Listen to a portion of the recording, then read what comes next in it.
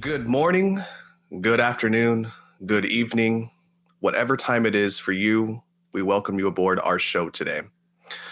We felt that today we need to do a show separate from our usual schedule to kind of express our feelings and emotions for what is potentially, and I say potentially, others may disagree with that, the last game to be played in Oakland on August 26, 2024. Now, many of you have Or already packed away September. your A's. You said August. Oh, September. Yeah. I'm sorry, September All 26th. good. I want to get ahead of myself here. September 26th, 2024. Now, many of you have already packed away your A's gears and memorabilia upon the announcement of the Vegas move. And some of you are still wearing your green and gold like I am. However, you like to handle the situation is entirely up to you. Just know that as A's fans, we are with you in solitude and solidarity, and we welcome you with an open and warm embrace as only that concrete cavern could. While we started this podcast for the love of our football team individually, we all shared a common love for our baseball team. And before I open the floor for my colleagues, I just want to share my last thoughts of what I saw on Thursday. Basically, what I saw and what I wanted to say was that this thing sucks. And the thing that sucks the most, it isn't that the A's haven't had a Hall of Famer since the 80s, or that they can't sign players long-term that the fans love, or not having a competent owner that actually gives a damn about this team. The thing that sucks the most is that it was my first professional ball game when I was 7, and seeing kids cry on TV the other day, and Dallas Braden saying that his daughters won't be able to go to the Coliseum anymore. That's what sucks the most. Kids get to miss out because of the owner's greed and that they couldn't agree with the city of Oakland for under $100 million. John never wanted to be here, and now kids going forward will have stories to hear for memories instead of making. And that's what truly sucks for me, honestly. So I open the floor for you guys. I think, Vince, we're going to have you go here. Fire away, buddy. All right. So before the pandemic, my family was season ticket holders for about 15 years. We probably went to on average 25 games a year. So if you do the math, we went to plenty of games before we were season ticket holders too. So I can confidently say that I've been to over 400 games. Okay. I've spent a lot of money in my life at that stadium, and good times, bad times. What I'm going to do for me personally is just talk about in timeline order my top 5 in-person memories at the Coliseum. So for my 12th birthday in 1998, my birthday's at the end of March. My grandpa took me to opening night against the Red Sox. The A's ended up losing that game, but it was a lot of fun. We took Bart and some of the Red Sox fans that were there. Were just, we were talking the whole time, and it was like one of the first games I went to that wasn't like with my dad or with my mom or whatever. It was like it was like my birthday gift, and it was my grandpa went with me. So and then we'll fast forward to 2006, the ALDS Game 3. Marco Scutero, he hits that late double, goes into second base, gives the squatting safe sign. That was the first time they advanced to the ALCS since 1990, I believe. I was there at game 162, 2012 with Sam and my brother Tony, who's on here. We were in section 205. We didn't sit down the entire time. When Josh Hamilton, that ball clanked off of his glove, that was the moment we knew we were winning that game. I mean, we were down 5 games with 9 to go or something like that season. I think it was like it was even more outrageous. It was like down 9 with 13 to go or something. Like it was something really wild, and Texas really shit the bed, but the A's took advantage. And then just a few days later, Stephen Vogt walked it off in the playoffs in Game 4 to extend it to a Game 5 before the A's ultimately lost to the Tigers.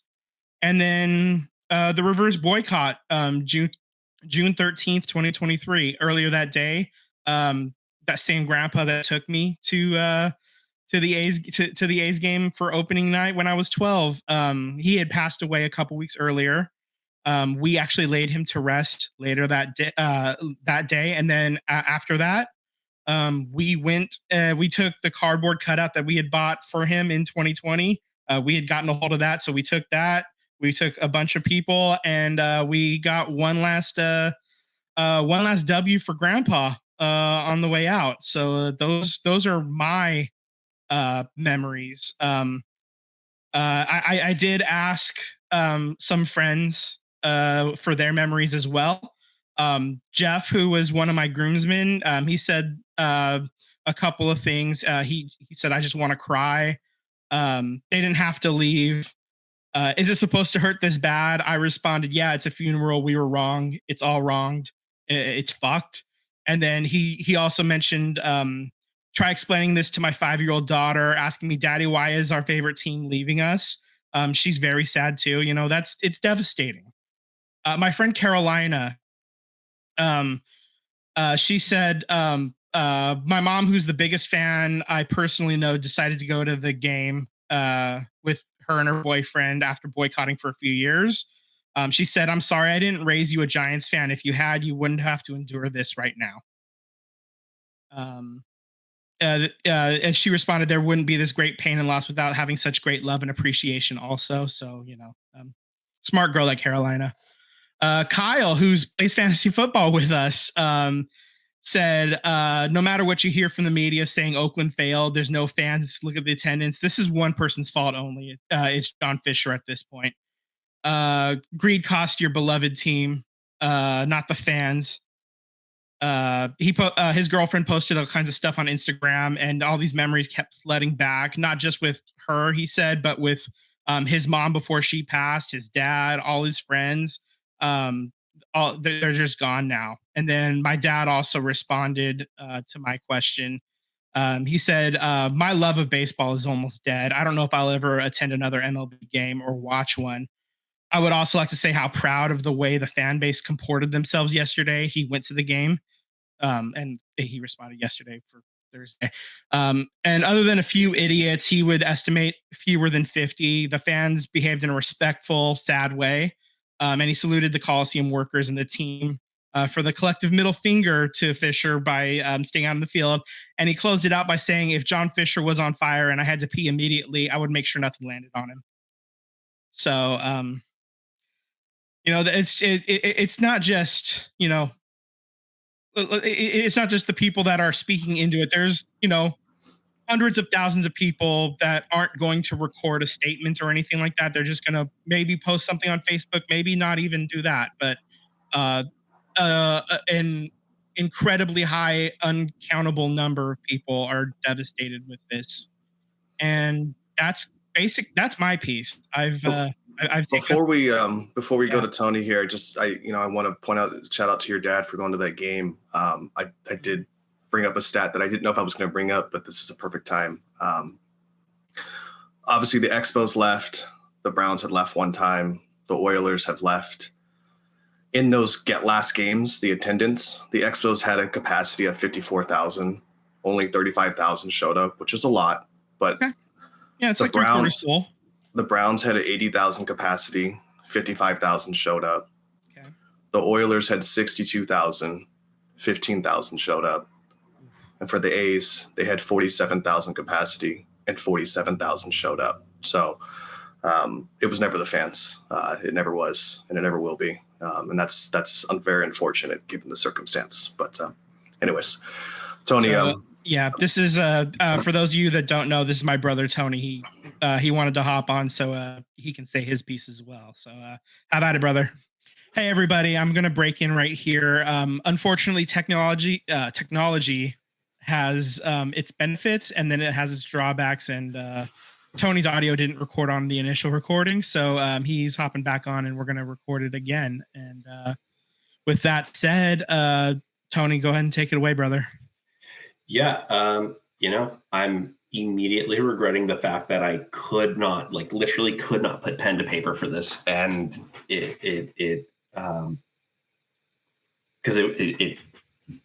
it's too emotional. It's still too emotional. I just a moment ago was transcribing from my scorebook into the MLB ballpark passport, which we got specifically so that when my wife and my kid and I went to the game this past Saturday, the 10-0 loss versus the Yankees, we could get a stamp that says Oakland Alameda County Coliseum. I didn't want it to say Sutter Health Park in Sacramento. I didn't want it to say whatever ballpark in Las Vegas. Yeah. Yeah. I really didn't. And like, it's been such an emotional week. I've watched more A's baseball in this last calendar week than I probably have in the last 2-3 years. And it's been hard.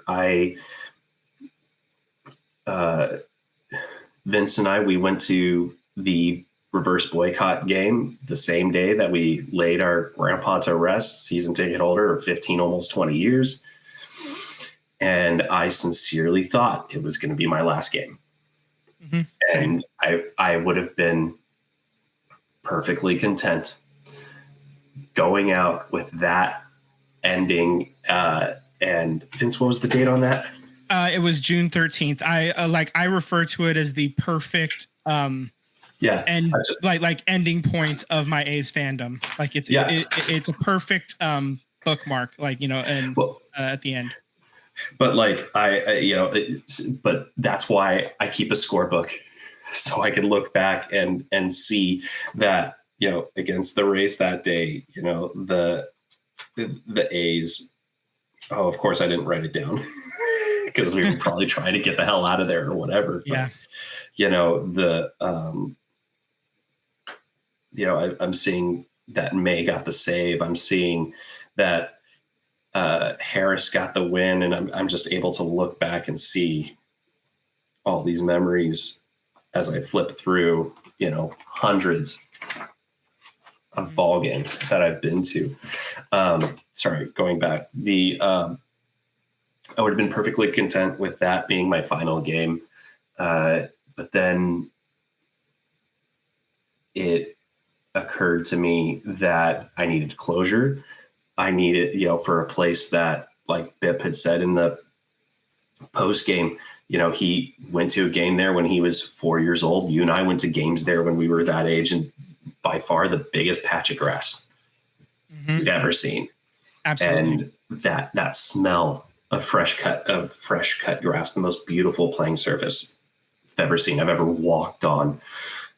And knowing that the A's are never going to play on grass again. Because when they moved to Sacramento for the next 3 years, they're going to be on turf. They're going to be on turf. And Tyler had asked, why are they going to be on turf? Why wouldn't they be on grass? Well, when a team has their homestand, the players, they beat up the ground, and then the groundskeepers need to make the field surface playable for the next homestand. But there's going to be baseball on that field 12 out of every 14 days. For the next 3 years. Occasionally 13 days. Yeah. And that's simply because of the way that the minor league baseball schedule is built. They play a week at home, they play a week away, they play a week at home, they play a week away. The other funny part is they play the same team for that entire week, which is crazy to me, but that's a whole different kid and caboodle. And, I have friends up here in Sacramento. I live here in Sacramento, and they're like, yeah, but you'll get to see them. You'll get to see them more often. And it's not the same. It's not right. It's not the same. I don't desire to give that man any more money than I have to. I don't even like saying his name. Right.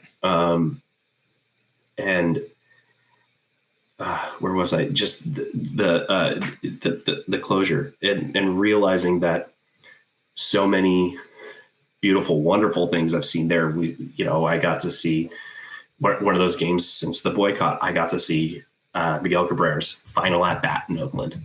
He had a handful of games after that. It was kind of like this. They had one more series back in Detroit. So I got to see his fourth to last game. Yeah. A row behind where Dave Cavell sits, oddly enough, wasn't there. Surprise, surprise. Shocker. Yeah.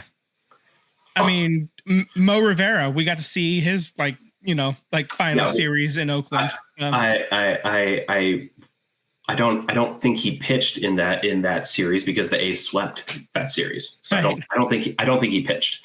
But we got to see him get handed a surfboard.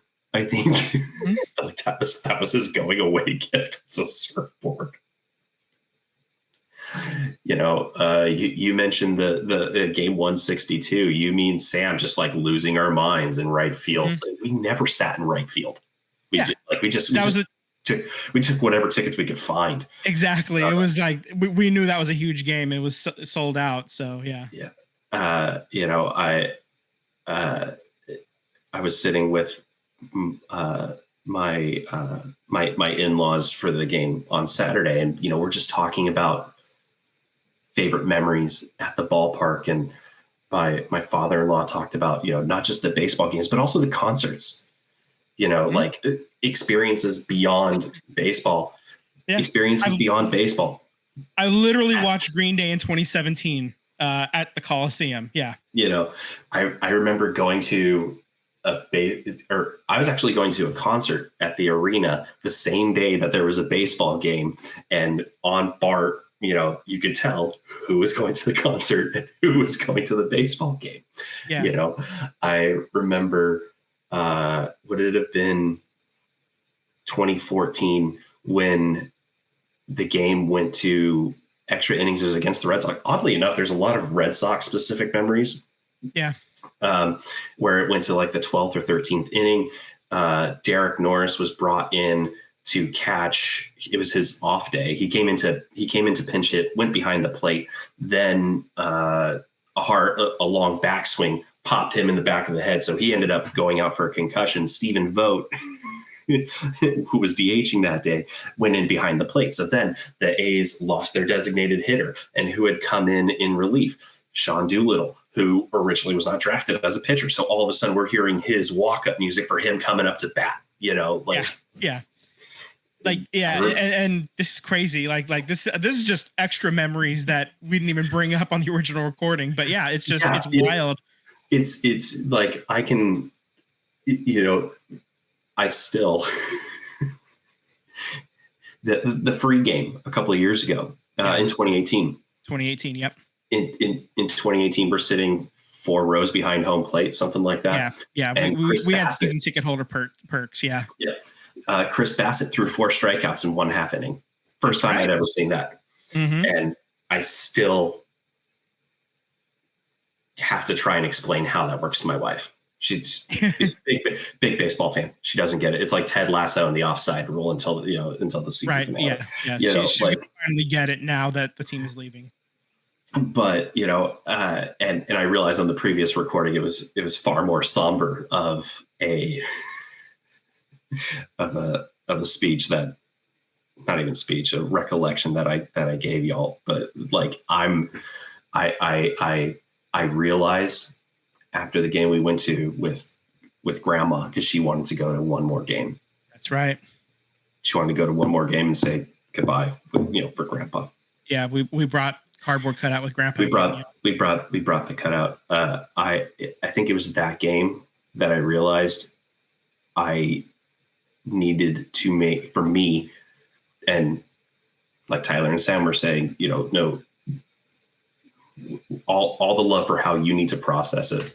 For me, I need capital N, capital E, capital D, need to look at it from a happy perspective. Mm-hmm. And yeah, they're going to be down the street. It's not going to be the same. It can't be the same. It's just, there's no way for it to be the same. And, to add to the frustration of it all, there's I driving up I-5 to take my kid to daycare. There's the billboards. Welcome to Sacramento. Call this number or go to this website for, to get your A's season tickets. Mm-hmm. And, that ballpark has a max capacity of 14K, something like that. And they're fully expecting it to be sold out. And I don't believe that that's true, but that's me as a Bay Area kid coming to Sacramento, not someone who was raised in Sacramento, loving the A's, and now finally getting a chance to see them every day.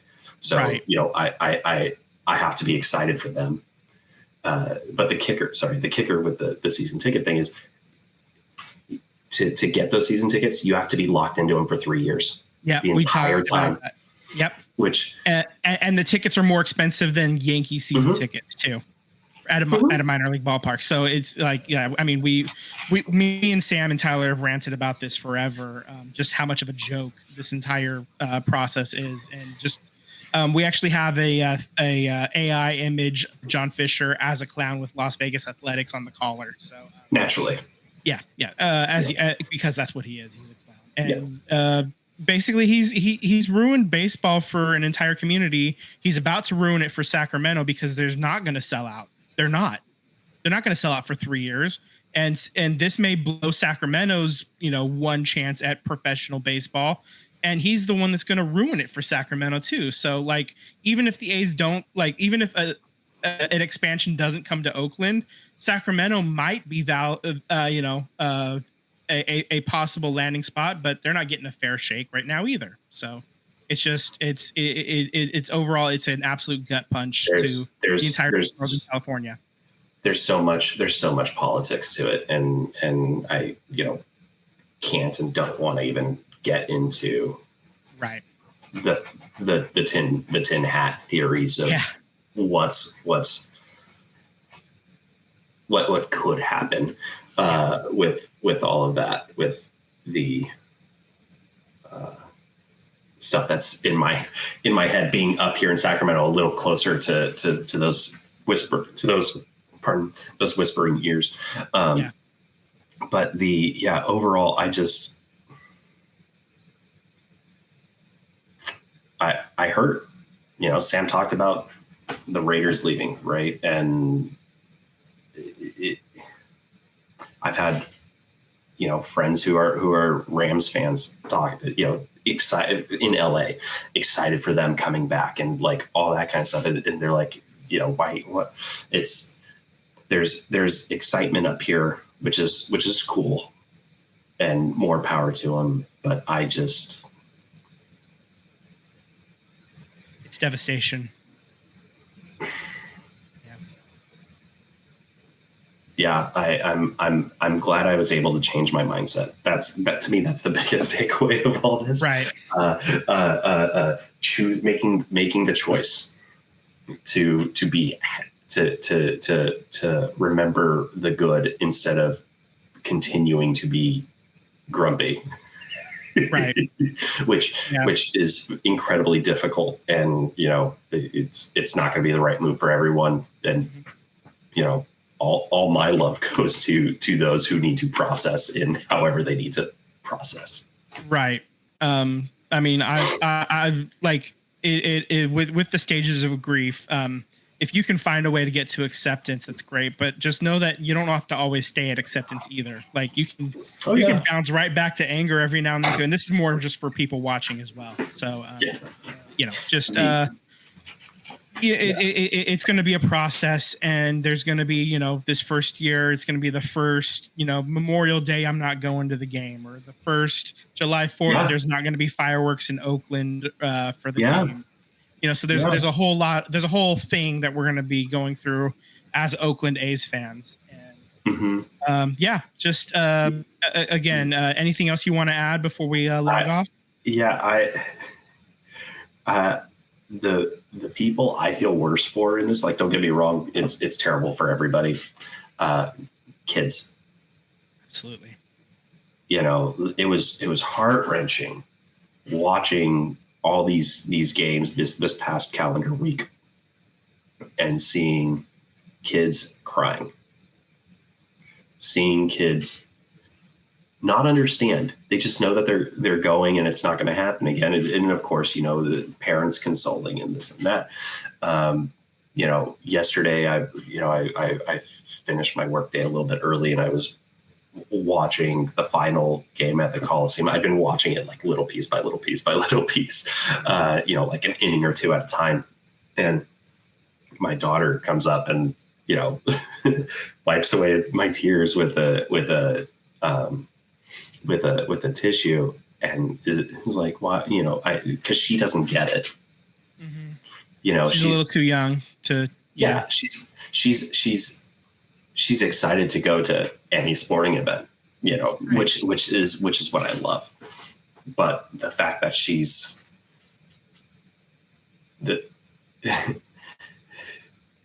when we were going to the game on Saturday, she's excited to go see Stumper.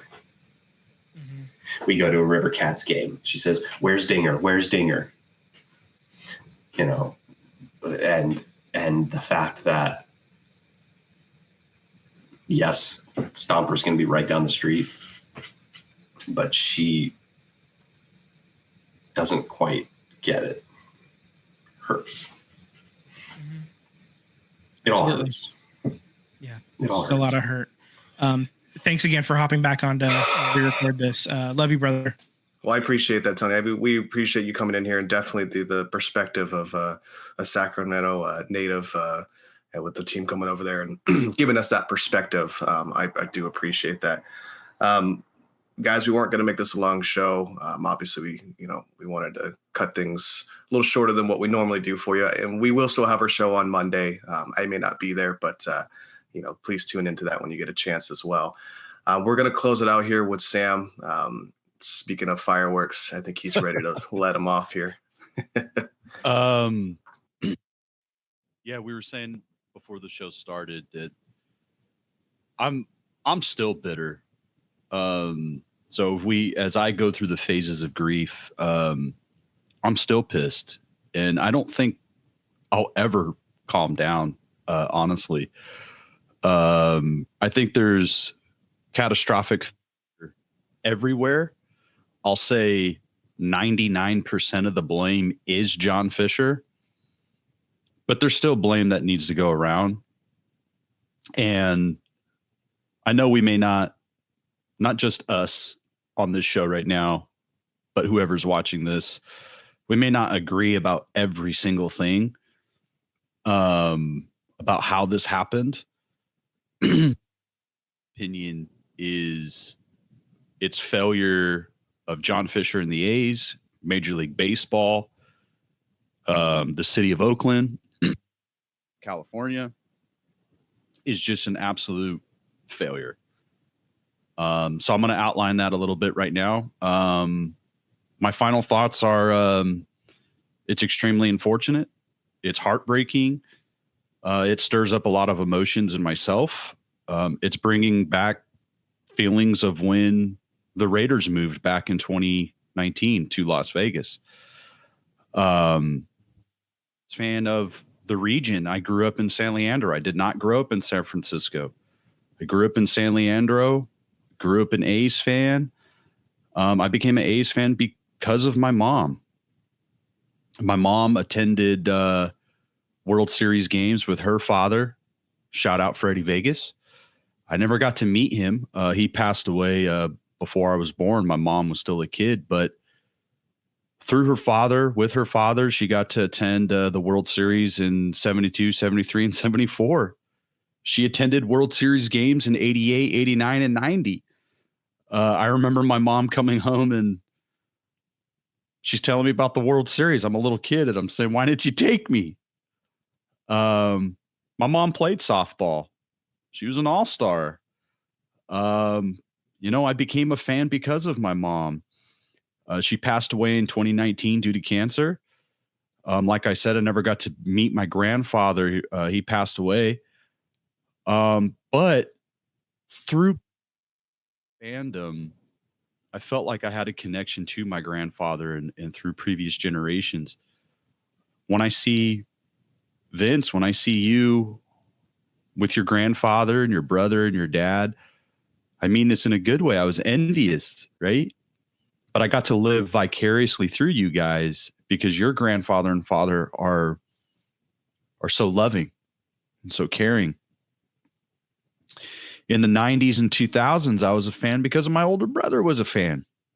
He attended the game where Walt Weiss tore his ankle. He was at that game. In the 2000s and 10s, it brought me back. It brought me closer to we attended many games together. I remember taking our road trips to visit family in Southern California and Arizona and even Mexico, and listening to Bill King on the radio. I was at Game 5 with my father. A's Red Sox, Ramon Hernandez squeeze bunt, Game 1. It was my first ever playoff game. Amazing memory. I was at Game 5. A's and Twins. AJ fucking Pierzynski crushes that Billy Koch homer. Left field bleachers. I mean, that thing landed 3-4 rows ahead of me. I was there with my dad. I was at the Tampa Bay Rays game. Liam Hendricks, all-star closer. Why did he start the game? We love Liam. There's been a lot of heartbreaking moments, but there's been some good ones too. As you guys mentioned, game 162 is probably the loudest crowd I've ever witnessed, been a part of. I believe it's the loudest crowd ever recorded in human history. I honestly believe that. That place shook. The concrete was vibrating at our feet. And there was only like 35,000 people there, and we fucking brought it. What's crazy to me is that all three of us were there, but we didn't know each other. My future wife was there, and we didn't know each other. I don't just remember these moments. I reminisce in them. I could smell the hot dogs. I could taste the beer. I can hear some man anywhere in that stadium. I could see the players playing the game in my mind's eye. And these moments are forever suspended in time for me. I've traveled to New York, Chicago, Boston, Seattle, LA to see my team play on the road. I was 100% in on the Oakland Athletics. The truth hurts. This hurts. Truthfully, the A's are probably gone. But the truth cuts both ways. John Fisher is going to continue to feel that pain too. He's leaving a city that has a site, not just one, but 2 sites ready for development. The city of Oakland has cleared major hurdles to provide a site, a location that John Fisher wanted. Howard Terminal was of his design. Less than $100 million separated the 55-acre development site. He walked away from the table, not Oakland. The current location, the A's owned half the site. For years, Dave Cavell said the A's needed the Coliseum site and Howard Terminal site, claiming that the current site would act as the backstop to keep the A's rooted in Oakland. The A's owned half. They then sold their half to AASEG, but couldn't buy the half that AASEG purchased from Oakland. This would solve everything. Back to the backstop concept. There are owners who are out there that would love to buy the A's and build in Oakland. Joe Lacob has a standing offer. Reggie Jackson once tried to buy the Oakland A's, but was railroaded by Lou Wolf's roommate, Bud Selig. Dave Stewart was part of a group that was trying to buy the team. It is now focused on Nashville. Currently, AASEG has money to invest in Major League Sports. There are billions of dollars for these sites. They're going to be developed regardless of the A's participation, but they refuse to develop at 2 sites that are ready to go. Why is this? In my opinion, it's all about power. John Fisher was a part of the San Francisco Giants ownership group. He sold his shares to buy the Oakland Athletics. This has been a 20-year hit job on Oakland sports. What is going on here, in my opinion, is corruption at the highest level. And what I mean by that, I do believe it's Oakland. I do believe it's at the state level. Why is that? Let's be honest. Gavin Newsom is a Giants fan. You have a governor that is sitting idle, that has no comment about $1 billion organization leaving your state. You have employees that are left insurance just dropped, and the state doesn't care. There's no legalities that they can take. And this is not just happening with the A's. This happened with the Raiders. when Libby Schaff, and she should be investigated, signed the A's and John Fisher to a 10-year lease that killed the Raiders in Oakland. We can all hate Mark Davis. We all feel hate towards Mark Davis. But Libby chose the A's because of what she claimed as 81 business days in Oakland as opposed to 10 business days with the Raiders, 2 preseason games and 8 regular season games at the time. Makes sense, kinda. If the Raiders would have stayed in Oakland, the Raiders would have been guaranteed by NFL rules at least one Super Bowl, bringing in millions of dollars into the city, the county, and the region. The A's, in that time, have made the playoffs times, but the only way you are getting a World Series is the team has to make it, and we know John Fisher is not going to compete. When the Raiders left in 2019, the state lost the opportunity to host that Super Bowl, increase your profile as a destination to host other major events. You let them slip away. Why? Why is that? Is the city this incompetent? If so, why the state step in and course correct? You are letting a billion-dollar organizations walk away. We only need to look at St. Louis, Missouri to see how a city and state sued for illegal movement with the Rams. What the NBA did to Seattle, what is current with the White Sox, the Bears, the Diamondbacks, the Coyotes. There are so many teams to list. Enough is enough. I am sick of these owners leveraging cities, leveraging citizens, leveraging our fandom for every drop of money. Community means something. Civic pride means something. I'm not against anyone making their money or keep making their money, but there is a stewardship that is required to be an owner of Major League Sports. John Fisher doesn't have it. He never did. He never will. He did not try. He is a liar. But I think of the future. What's next? What's next for Oakland and what's next for these sites? I really hope AASEG at the current site does everything possible to preserve the field of play. I would love the area to be revitalized for sports and entertainment, but also recreation. I would love to see alternatives. Can the city get involved with things like X Games? Can you build something that can host FIFA, MLS, NHL, WNBA, concerts, anything? I think of having some kind of museum, a sports hall of fame to honor our past heroes that are from Oakland and that continue to make Oakland prosper. I still believe we have to invest in the future of Oakland. These outside influences robbed us of our teams, but they will not rob us of our athletes. Howard Terminal. I hope this becomes a destination, something similar to a port city. I would love to have a shoreline that is accessible, allowing families to enjoy the shoreline, connected to Jack London Square, something that can host events. Maybe have some kind of Oakland Wharf area. Can you work with the city, with the Oakland Zoo, and maybe you develop an aquarium, something exciting for the community? These sites are in need of development as soon as possible, but with care and consideration for the entire community. I'm ready as a citizen to focus on what is next for our community, because the next decisions that we make will impact the rest of our lives. With all of that said, I'm hurt, I'm sad, but none of this is over. It's really just a new beginning. That's all I got, guys. Very beautifully said. I'll add that when I started crying specifically, watching the game on Thursday, I was like just feeling the sadness. And then when Kool and the Gang celebration hit, that's when I fucking lost it, man. Like I was inconsolable at that exact moment. I held strong for, most of the day, but then when that played, I was like, that was it. I was done. So yeah. Yeah, it was Dallas Braden saying that CC can't come back to the Coliseum, where that wrecked me. Yeah, I mean, I didn't turn on the game at all until the 7th inning or something like that, so I missed a lot of the pregame stuff. I caught it later, but yeah. Well, guys, thank you guys for doing this on Saturday morning with us. Thank you for everyone who's listening. You guys are listening to the SVT podcast. I guess we'll put an extra T in here because Tony's in here as well.